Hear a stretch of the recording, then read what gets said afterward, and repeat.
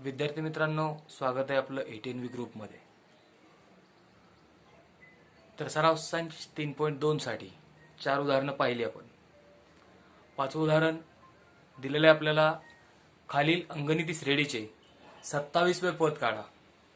अंगनिती श्रेणीसाठी सामान्य पद n व पद, ज्यासाठी सूत्र पाहिलं होतं आपण tn बरोबर a अधिक n वजा 1 d. ज्या सूत्राचा वापर करून आपल्याला अंगनिती श्रेणीचं कोणतंही पद शोधता येतं. इथं अंगनिती श्रेणी आपल्याला 9, 4, ऋण 1, ऋण 6, ऋण 11. तर या अंगनिती श्रेणीचं 27वं पद आपल्याला शोधायचं. या अंगनिती श्रेणीसाठी येथे पहिलं पद T1 a जे की आहे 9, दुसरं पद T2 जे की आहे 4, तिसरं पद T3 जे की आहे ऋण 1, चौथं पद T4 जे दिलाय ऋण 6 आणि 5वं पद T5 जे दिलाय ऋण 11. अंगन श्रेणीचं पहिलं पद A माहिती आपल्याला. दिलेली यादी अंगनिती श्रेणी असल्या कारणामुळे सामान्य फरक शोधण्यासाठी आपल्याला कोणत्याही 2 क्रमागत पदामधील फरक घ्यावा लागेल. सामान्य फरक D शोधता येईल पहिल्या 2 क्रमागत पदामधून. दुसरं पद वजा पहिलं पद T2 वजा T1. सामान्य फरक D बरोबर T2 वजा T1. दुसरं पद 4 वजा पहिलं पद 9. 4 वजा 9, मोठी संख्या 9 आहे, 4 पेक्षा मिळणारा फरक ऋण असेल, कारण 9 मोठा आहे 4 पेक्षा.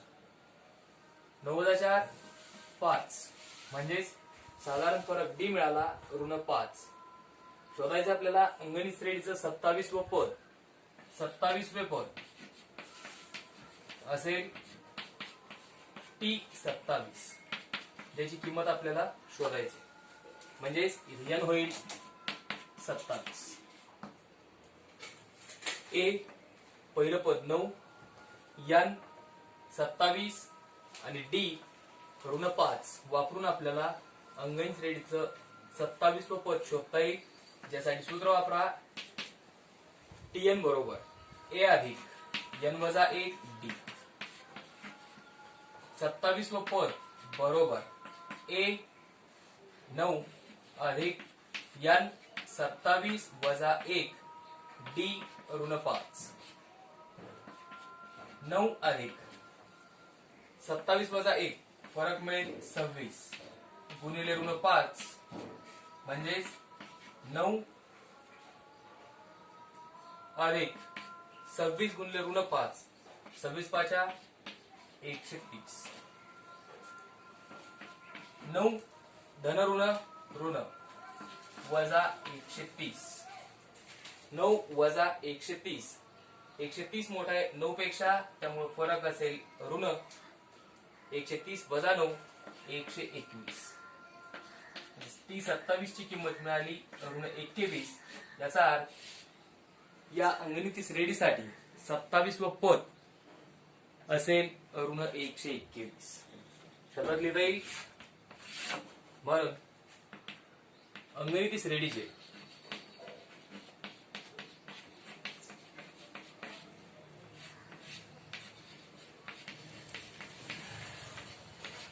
सत्तावीसवे पद ऋण 121 आहे.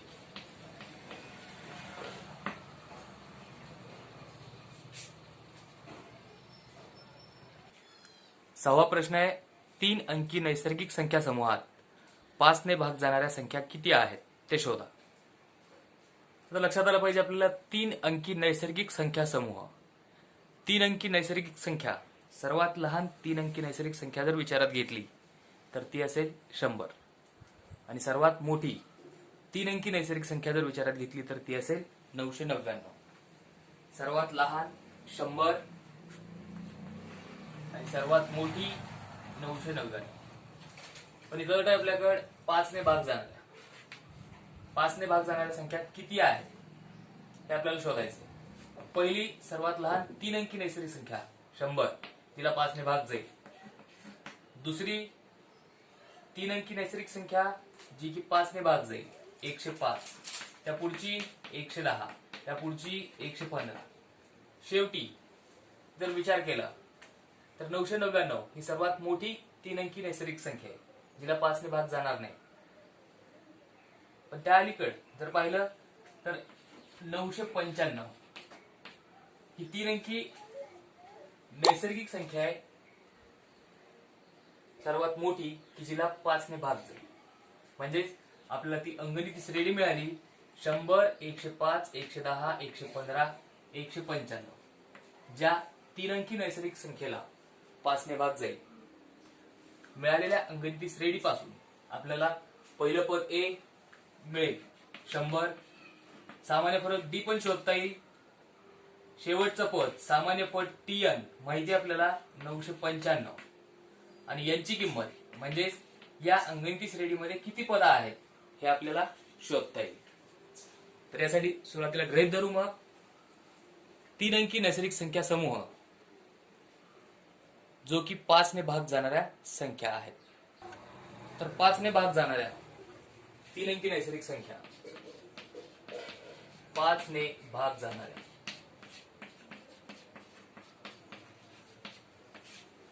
3 अंकी नैसर्गिक संख्या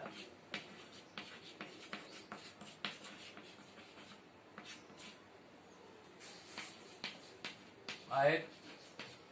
आत्ताच पाहिलेल्या पहिली 3 अंकी नैसर्गिक संख्या जिला 5 ने भाग जाईल 100.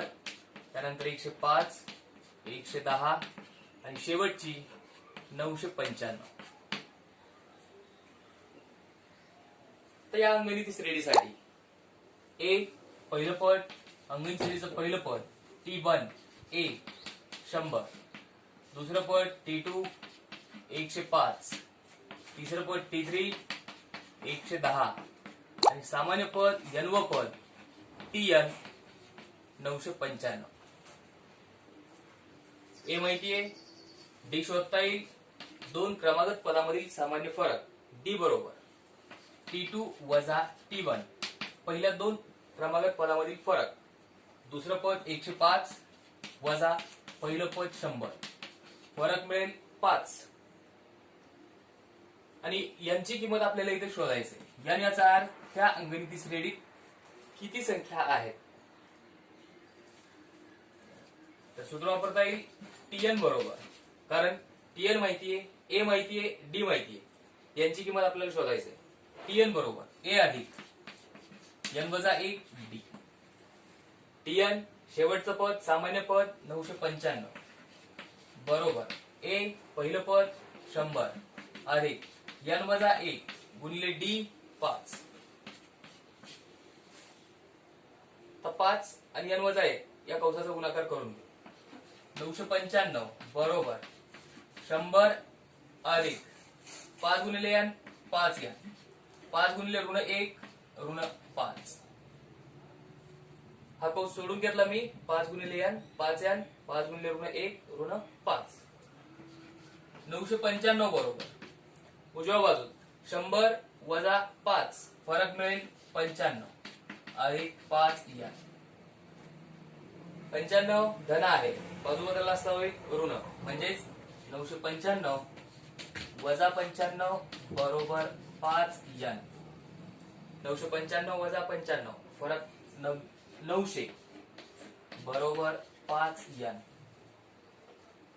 जर 5 n बरोबर 900 तर 5 n सोबत गुणाकारात असलेला बाजू बदलून भागाकारात जाईल n बरोबर मिळेल 900 छेद 5 5 1 5 5 1 5 उरतील 4 झाले 40 45 40 5 0 0. म्हणजेच n बरोबर 180. याचा अर्थ 3 अंकी नैसर्गिक संख्या समूह ज्यामध्ये 5 ने भाग जाणाऱ्या संख्या या 180 आहेत. शब्दात लिहा उत्तर. म्हणून 3 अंकी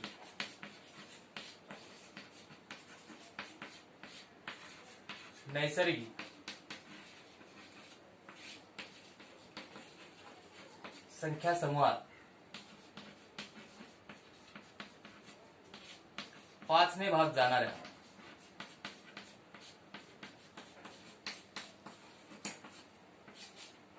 एकशे 80 संख्या आहेत.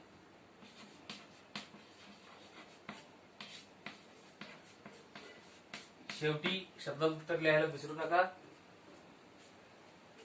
तर हा होता प्रश्न 6वा. 7वा प्रश्न दिला आपल्याला. एका अंगणिती श्रेणीचे 11वे पद 16 आणि 21वे पद 29 आहे, तर त्या श्रेणीचे 41वे पद काढा. या अंगणित श्रेणीसाठी 11वं पद 16 आणि 21वं पद 29 आहे, तर आपल्याला त्या श्रेणीचं 41वं पद शोधायचं.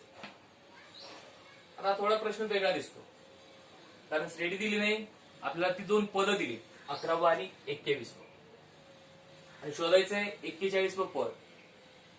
कोणतंही पद शोधण्यासाठी आपल्याला पहिलं पद ए, सामान्य फरक डी या 2 बाबीची आवश्यकता असते. त्यामुळं दिलेल्या माहितीचा वापर करून ए आणि डी ची किंमत आपल्याला सुरुवातीला शोधून घ्यावी लागेल. दिलेली माहिती सांगू. सुरुवातीला अंगणित श्रेणीचं 11वं पद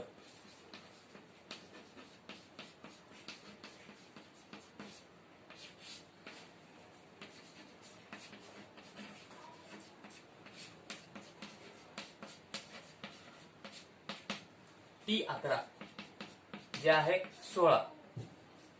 11वं पद 16 यापासून आपल्याला ए आणि डी स्वरूपात समीकरण तयार करता येईल. सामान्य पदासाठी सूत्र आपल्याकडे Tn बरोबर ए अधिक n वजा 1 डी. 11व्या पदासाठी लिहिता येईल 11वं पद बरोबर ए अधिक 11 वजा 1 डी. Tn बरोबर ए अधिक n वजा 1 डी जर असेल तर 11व्या पदासाठी लिहिता येईल 11वं पद बरोबर ए अधिक याची किंमत 11 वजा 1 डी, आणि 11वं पद दिलंय 16 म्हणून 16 बरोबर ए अधिक 10 डी.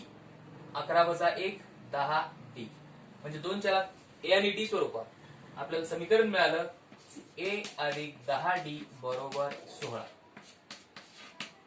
या 11व्या पदापासून. तसेच 21वं पद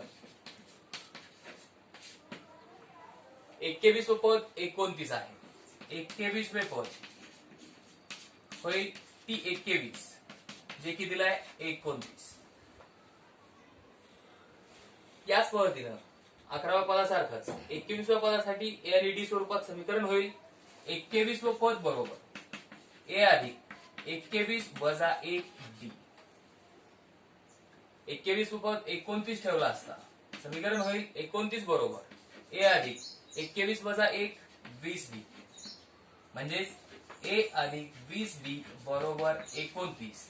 हे ए आणि डी या 2 चलात रेषीय समीकरण आपल्याला इथे मिळालं. हे 2 समीकरणे आपल्याला सोडवून ए आणि डी च्या किमती शोधता येतील. पहिल्या आणि दुसऱ्या समीकरणामध्ये तुलना केली असता ए चे सहगुणक सारखे आहेत 1, डी चे सहगुणक 10 आणि 20 आहेत. ए चे सहगुणक सारखे आहेत, सारखे चिन्ह आहेत, ए 0 करून डी ची किंमत शोधण्यासाठी समीकरण 1 आणि 2 ची करावी लागेल वजाबाकी. ए 0 होईल, डी ची किंमत इथं मिळेल. मिळालेली डी ची किंमत समीकरण 1 किंवा 2 मध्ये ठेवली असता आपल्याला ए ची किंमत तिथं मिळणार आहे. तर करून घेऊ. समीकरण 1 व 2 ची वजाबाकी.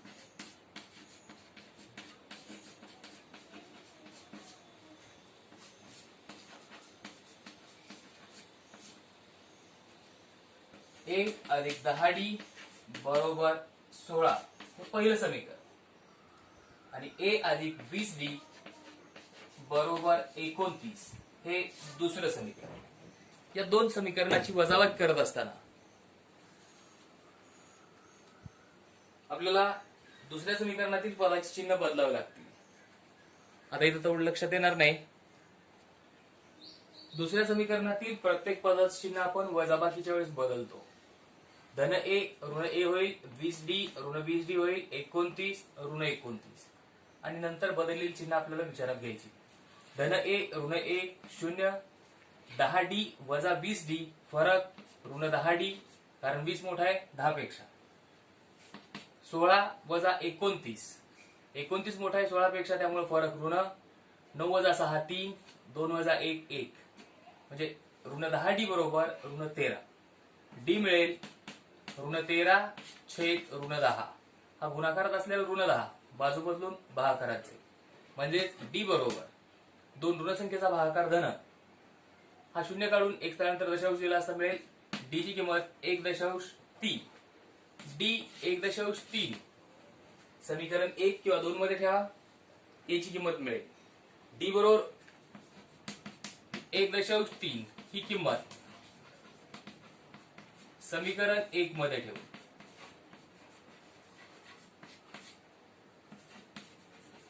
समीकरण 1 ए अधिक 10D बरोबर 16.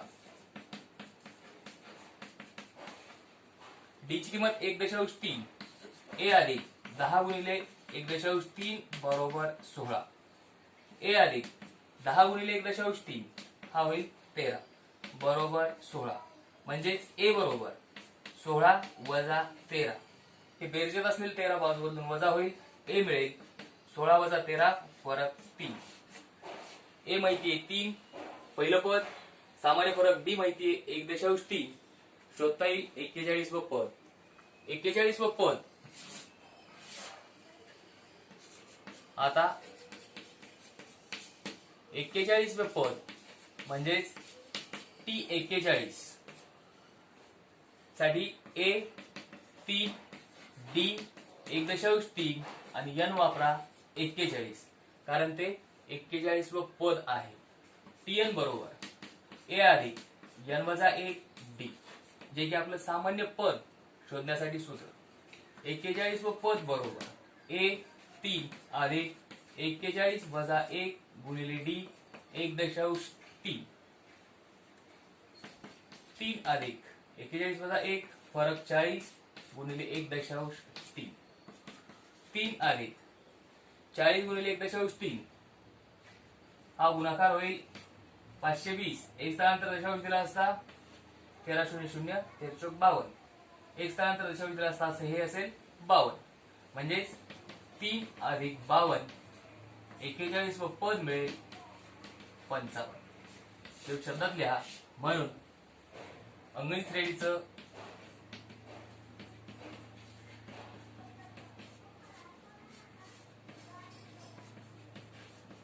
एक्केचाळीस व पद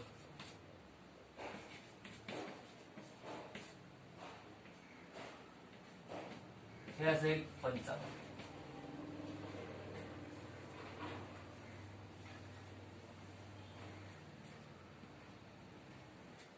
आठव्या प्रश्नासाठी माहिती आपल्याकडे 11 8 5 2 या अंगणिती श्रेणीत ऋण 151 ही संख्या कितवे पद असेल. तर या आठव्या उदाहरणामध्ये श्रेणी दिली आपल्याला 11 8 5 2 या अंगणित श्रेणीत ऋण 151 ही संख्या कितवं पद असेल. ऋण 151 साठी आपल्याला एन ची किंमत शोधायची.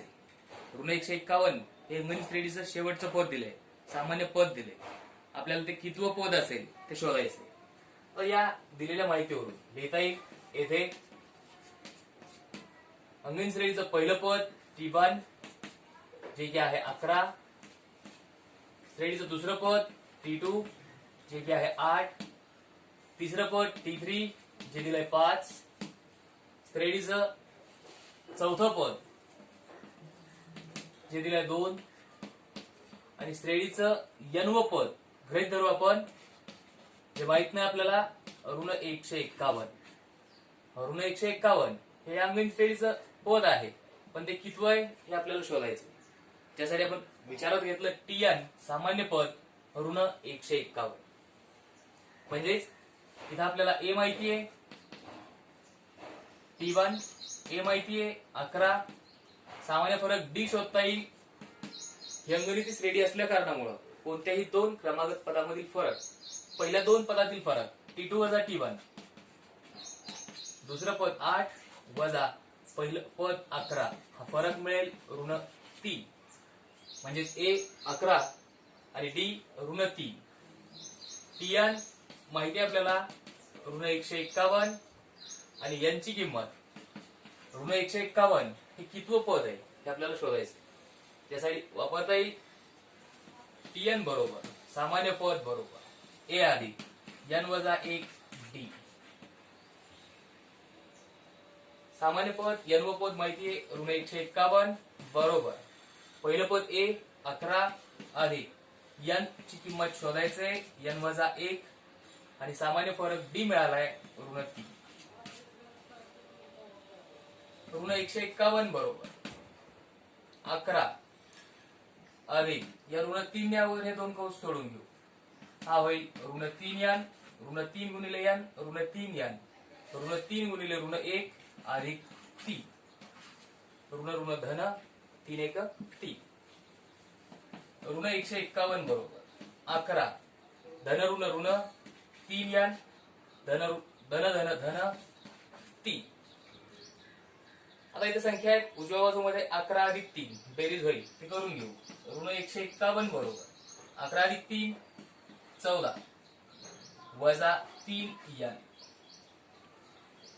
3n सोबत 14 आहे संख्या. ही संख्या बाजू बदलली असता ऋण होईल. म्हणजे ऋण 151 वजा 14 बरोबर ऋण 3n. हा धन 14 बाजू बदलला असता होईल ऋण. डाव्या बाजूत ऋण 51 ऋण 14 या दोन ऋण संख्येची बेरीज होईल. 4 अधिक 1 5 1 अधिक 5 6 हा 1 दोन ऋण संख्येची बेरीज ऋण बरोबर ऋण 3n. म्हणून n बरोबर जर ऋण 3n बरोबर ऋण 165 तर n बरोबर ऋण 165 छेद ऋण 3. n सोबत गुणाकारात असलेला ऋण 3 बाजू बदलून भागाकारात जाईल. दोन ऋण संख्येचा भागाकार धन 3 1 3 3 5 15 हातच्या उरला 3 5 15 म्हणजे n मिळेल 55. यांची किंमत 55. याचा अर्थ अंगणित श्रेणीत ऋण 151 ही संख्या 55 व पद असेल. म्हणून अंगणित श्रेणीत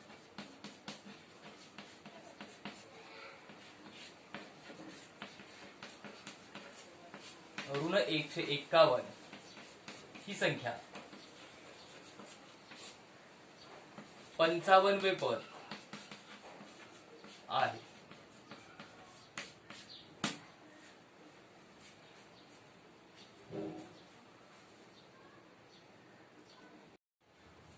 नववा प्रश्न दिला आपल्याला 10 पासून 250 पर्यंतच्या नैसर्गिक संख्यापैकी किती संख्या 4 ने विभाज्य आहेत.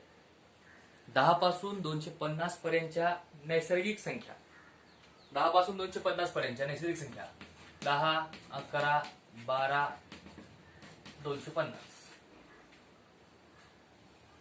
या नैसर्गिक संख्यापैकी किती संख्या 4 ने विभाज्य. 4 ने विभाज्य 4 ने पूर्ण भाग जाणार. आता 10 ला 4 ने भाग जाईल का नाही. 11 ला नाही जाणार. पहिली संख्या 4 ने भाग जाणारी ती असेल 12. त्या पुढची 16 त्या पुढं 20. शेवटी जर विचार केला तर 250 ला 4 ने भाग जाईल का नाही. 249 ला नाही जाणार. 248 ला जाईल. म्हणजेच 10 पासून 250 पर्यंतच्या नैसर्गिक संख्या ज्या संख्या 4 ने विभाज्य आहेत त्या मिळाल्या 12 16 20 248. ही अंगणिती श्रेणी आपल्याला इथे मिळाली ज्यामध्ये पहिलं पद T1 ए माहितीये 12 सामान्य फरक डी शोधता येईल. 4 ने विभाज्य संख्या आहेत म्हणजे डी ची किंमत असेल 4. क्रमागत पदामधील फरक असेल 4. शेवटचं पद सामान्य पद माहिती आपल्याला 248. आपल्याला विचारलाय 4 ने विभाज्य किती संख्या आहे म्हणजे यांची किंमत आपल्याला शोधता येईल. ए माहितीये, डी माहितीये, शेवटचं पद एन व पद 248 माहितीये, यांची किंमत शोधता येईल. तर पाहू आपण सुरुवातीला गृहीत धरू, मग सांगू 10 पासून 250 पर्यंतच्या 4 ने विभाज्य नैसर्गिक संख्या. 10 पासून 250 पर्यंतच्या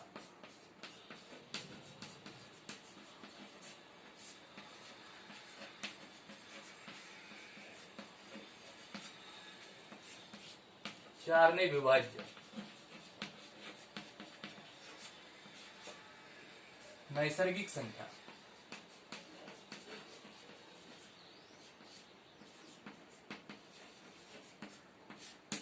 आता पाहिल्या होत्या आपण. पहिली 12, हिला 4 ने विभाग जाईल, जी 4 ने विभाज्य आहे. 16, 20 आणि शेवटची संख्या मिळाली होती 248.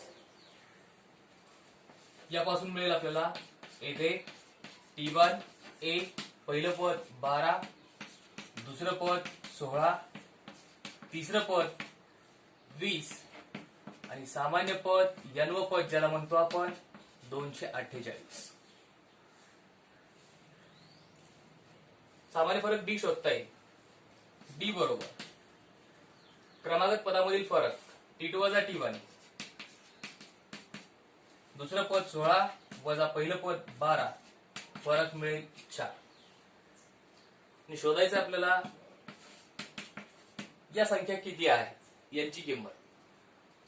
वापरता येईल. ए माहितीये, डी माहितीये, टीएन ची किंमत माहितीये, एन शोधायचं आहे. यामुळं टीएन बरोबर ए अधिक एन वजा 1 डी हे सूत्र. टीएन ची किंमत 248 जे सामान्य पद आहे. ए पहिलं पद 12 अधिक एन वजा 1 यांची किंमत शोधायचं आहे आणि डी आहे 4. 248 बरोबर 12 अधिक 4 गुणिले n 4n 4 गुणिले ऋण 1 ऋण 4 म्हणजेच 248 बरोबर 12 वजा 4 8 अधिक 4n. हे धन 8 बाजू बदलला असता वजा होईल. 248 वजा 8 बरोबर 4n. 248 वजा 8 फरक मिळेल 240 बरोबर 4n. म्हणजे n बरोबर 240 छेद 4. 4 आणि n मध्ये गुणाकार होता, बाजू बदलला, 4 जाईल भागाकार. 4 एक 4, 4 सक 24, 4 0 0 म्हणजे n मिळेल 60. याचा अर्थ 10 पासून 250 पर्यंत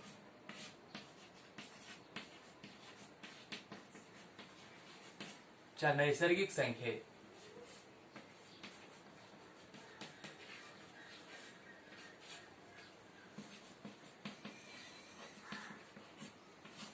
4 ने विभाज्य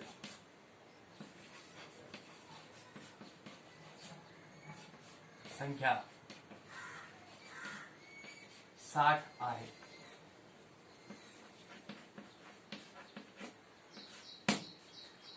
तर या पद्धतीनं हा होता 9वा प्रश्न. 10वा प्रश्न आपल्याकडे एका अंगणित श्रेणीचे 17वे पद 10व्या पदापेक्षा 7 ने जास्त आहे, तर सामान्य फरक काढा. अट आहे आपल्याकडे अंगणित श्रेणीचं 17वं पद हे 10व्या पदापेक्षा 7 ने जास्त आहे. दोन पदामध्ये तुलना केली, 17वं पद 10व्या पदापेक्षा जास्त. तर शोधायचं आपल्याला सामान्य फरक डी. अंगणित श्रेणीचं कोणतंही पद आपल्याला शोधता येईल टीएन बरोबर ए अधिक एन वजा 1 डी या सूत्रापासून, ज्यापासून 17वं पद आणि 10वं पद सुरुवातीला शोधून घेऊ, जे ए आणि डी या दोन चलाचा वापर करून मिळेल.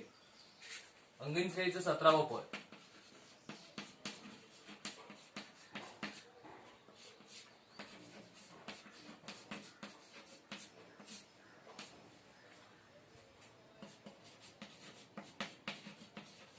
असेल T17, जे टीएन बरोबर ए अधिक एन वजा 1 डी या सूत्रापासून होईल.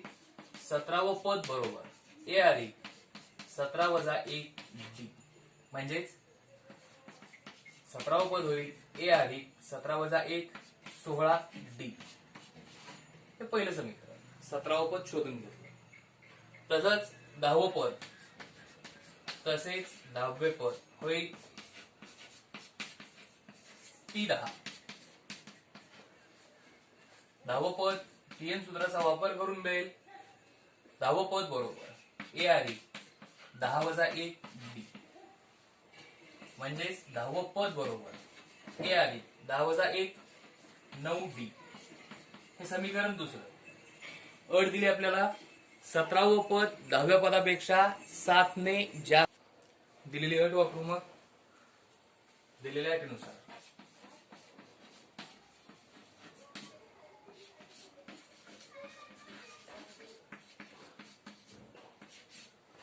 17वे पद हे 10व्या पदापेक्षा 7 ने जास्त. 10व्या पदापेक्षा 7 ने जास्त. समीकरण 1 आणि 2 वरून 17वं पद ए अधिक 16 डी, 10वं पद ए अधिक 9 डी,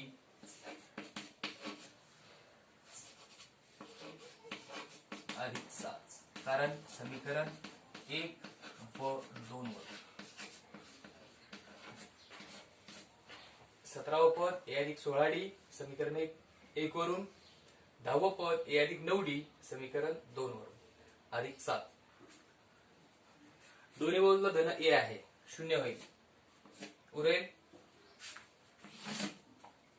16 डी बरोबर 9 डी अधिक 7.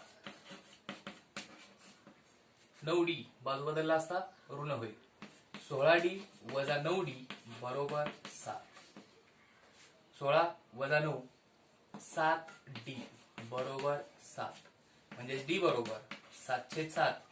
7 एक 7, 7 एक 7, डी मिळेल 1. याचा अर्थ सामान्य फरक हा 1 असेल. म्हणून सामान्य फरक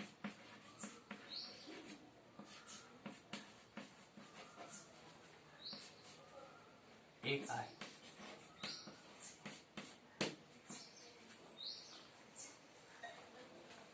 तर हे होतं आपलं सराव 3.2.